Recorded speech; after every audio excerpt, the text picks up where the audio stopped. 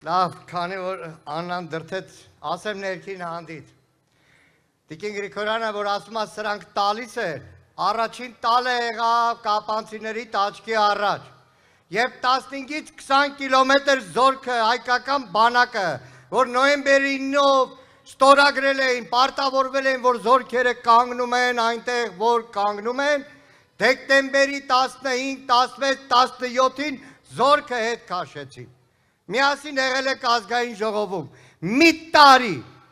մի տարի առավոտվանից գիշեր ասում ենք զորքը ինչի հիմա վրա ետ քաշեցիք, խապում էին մինչև մի օր դոկումենտով պարզվեց։ Նիկոլ Փաշինյանի գիտությամբ, Վաղարշակ Հարությունյանի ստորագրված թղթով ուրացել են նույնիսկ նոյեմբերի 9-ը եւ զորքը ետ էին քաշել,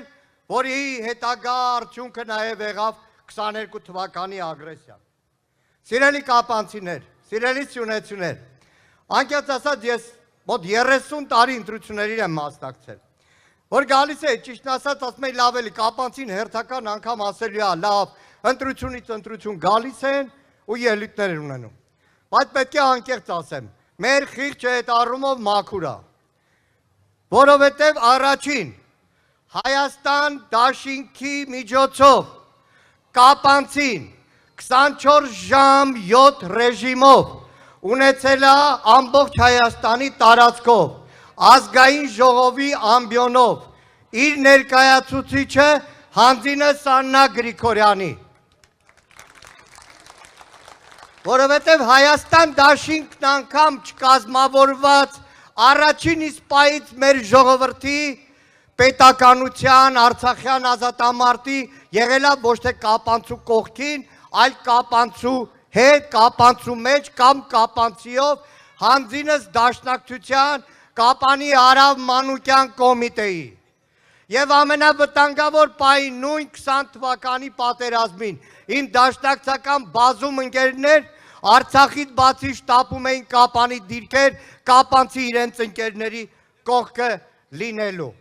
Անցնող տարիներին իրականում ճիշտ է ասում Աննա Գրիգորյանը, շատ հաճախ Կապան գալը ավելի շատ դարձել է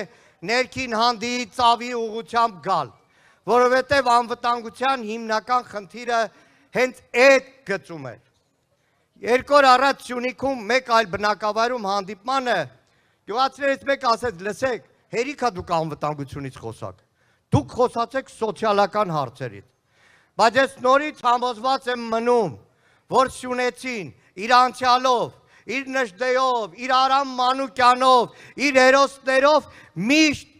եղել այն ողնաշարը, որ եւ անվտանգության, եւ տնտեսության, եւ ամեն ինչի պահապանն է։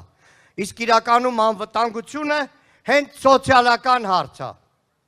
Հենց սոցիալական հարցը ներքին հանդի օրինակով։ Այստեղ տեսնում եմ շատ արդեն տարիքն առած մեր կապանցիներից, Կապանի հարակից գյուղերից, որ տարիներ շարունակ մարտական հերթապահություն են իրականացրել, տարիներ շարունակ եղել են պայմանագրային զինծառայողներ, որոշները հիմա պայմանագրային զինծառայող են։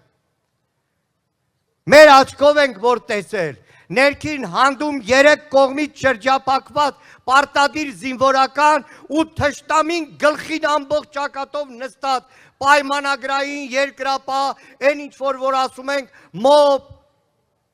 այդ ապահով վիճակն է։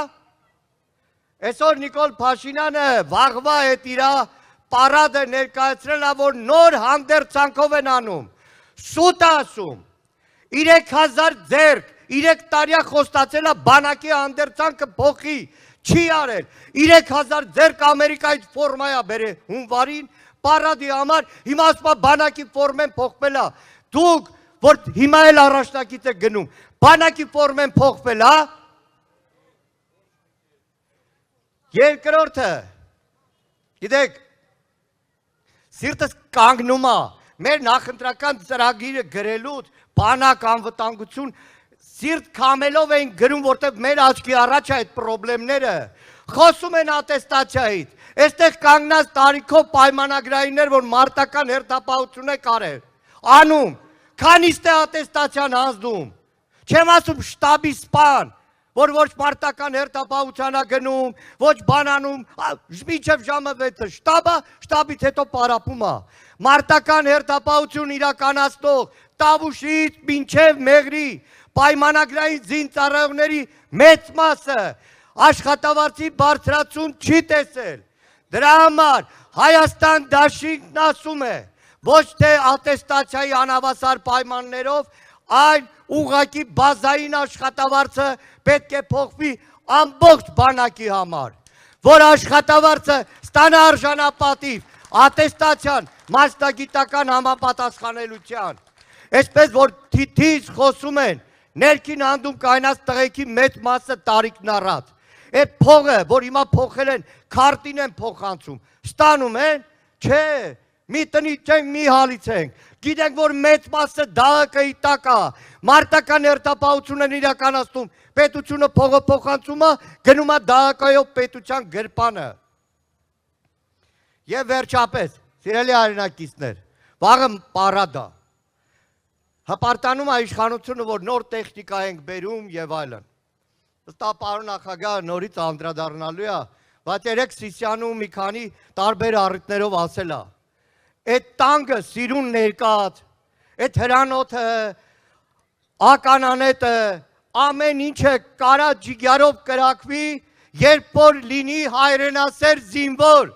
երբ որ լինի հայրենասեր զինվորական, երբ որ թասիբ ունեցող զինվորական լինի, երբ որ զինվորականը խոսի հայրենիքի մասին եւ ոչ թե 2 կոպեկ փողի համար առավոտվանից գիշեր կրկնի Նիկոլի խաղաղություն բառերը։ Դրա համար ի տարբերություն այս իշխանության, որ ասում է բանակը անվտանգության երաշխավորը չի, այն մեկն է կրկնում Ադրբեջանն է մեր անվտանգության երաշխավոր, Հայաստան դաշինքը ասում է Հայաստանի Հանրապետության անվտանգության գլխավոր երաշխավորը մեր զինված ուժերն են, մեր զավակ բանակը, որը կերտվել է պատերազմով, եկել հասել է մեր օրերը, և վստահ եմ, հիմա Տավուշից մինչև Մեղրի լսող շատ զինվորականներ,